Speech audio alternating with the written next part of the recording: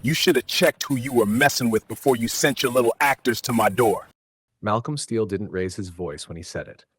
He didn't need to.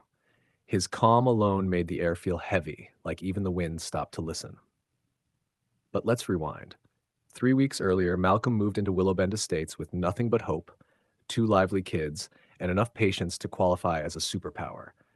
He wanted peace, sunlight, maybe a quiet porch where he could sip tea and pretend the world wasn't chaotic.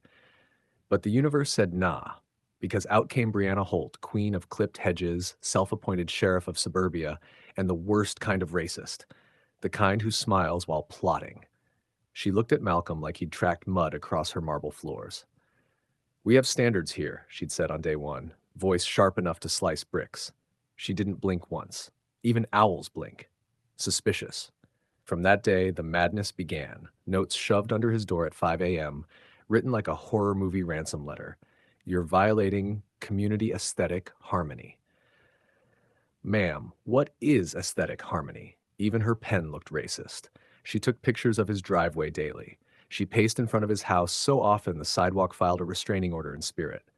Malcolm stayed gentle, choosing grace, making breakfast for his kids, tending his small garden while she vibrated with hatred.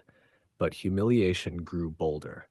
One morning, she loudly announced to two neighbors, "He's bringing down the property value." They nodded like bobbleheads built wrong.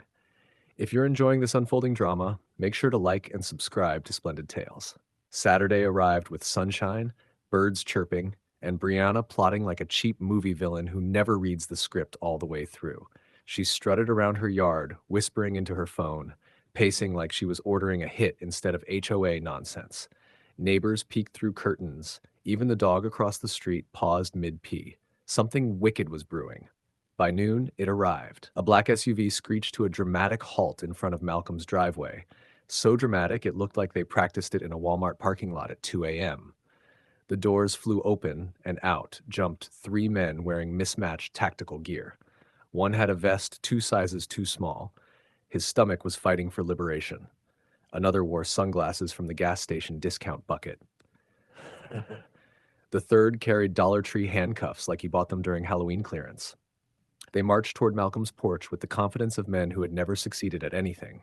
"Sir," the tallest one barked, "by order of the HOA, you're being cited for multiple." The man didn't even finish before Malcolm opened the door, holding his youngest daughter's hand. Gray sweats, calm face, zero fear. "Multiple what?" he asked, voice so smooth the men forgot their lines. They scrambled. One attempted intimidation by grabbing Malcolm's arm. Bad idea. Catastrophic even. In under 2 seconds, Malcolm twisted the guy's wrist, flipped the handcuffs, and clicked them onto the man's own wrists. Efficient. Quiet. Beautiful. The other two froze like mannequins with trauma. Inside the doorway, his kids watched with pride. No fear, just awe. If you're enjoying this wild ride, make sure to like and subscribe to Splendid Tales. Brianna came power walking down the sidewalk like she was leading a parade no one asked for. Chin high, clipboard clutched like a holy relic. She saw her tactical team failing spectacularly and sped up, heels stabbing the pavement like angry punctuation marks. "What is going on here?" she demanded, voice cracking with the confidence of someone who had never been told no in her life. Malcolm didn't answer. He simply reached into his pocket and pulled out a slim leather wallet. He flipped it open with one graceful motion. The badge gleamed in the sunlight. Not a mall security badge, not a deputy sticker from a cereal box badge. FBI. Everything on the street froze. Even the wind said, "Oh, this just got interesting." One of the fake enforcers whispered, "We're going to jail," like he was narrating his own nightmare. The other tried to hide behind the SUV door but missed and hit his forehead. Malcolm stared directly at Brianna, calm as ever. "You orchestrated an attempted unlawful detainment with unlicensed personnel impersonating authority," he said, voice low enough to make her knees buckle. His daughter peeked from behind him, eyes wide, whispering, "Daddy's superhero voice is back." Neighbors watched shamelessly. Someone even pulled out popcorn. Brianna's face twitched, lips trembling as she tried to form words. I was just, this neighborhood has protocols." "No," Malcolm said softly, "you have delusions of power." Her clipboard dropped. So did her dignity. If you're enjoying this chaos, make sure to like and subscribe to Splendid Tales. Brianna's breath came out in sharp, panicked bursts, like her lungs were filing complaints against her choices. The street had never been this silent. Even birds paused mid-flight, probably texting each other, "Yo, come see this." The only sound was her clipboard rolling sadly across the pavement before stopping at Malcolm's feet, like it, too, surrendered. Malcolm stepped forward, not aggressive, just firm, the kind of calm that made truth louder than shouting ever could. The fake enforcers were already kneeling beside the SUV, hands on their heads, arguing about whose idea this was. One muttered, "Bro, I told you she was crazy." The other whispered back, "You still took the money, though." Their stupidity echoed down the street. Brianna attempted one last shred of superiority. You can't do this. I run this neighborhood." Malcolm raised an eyebrow. "You don't even run your own household, Brianna. Your husband left you because you fined him for leaving shoes by the door."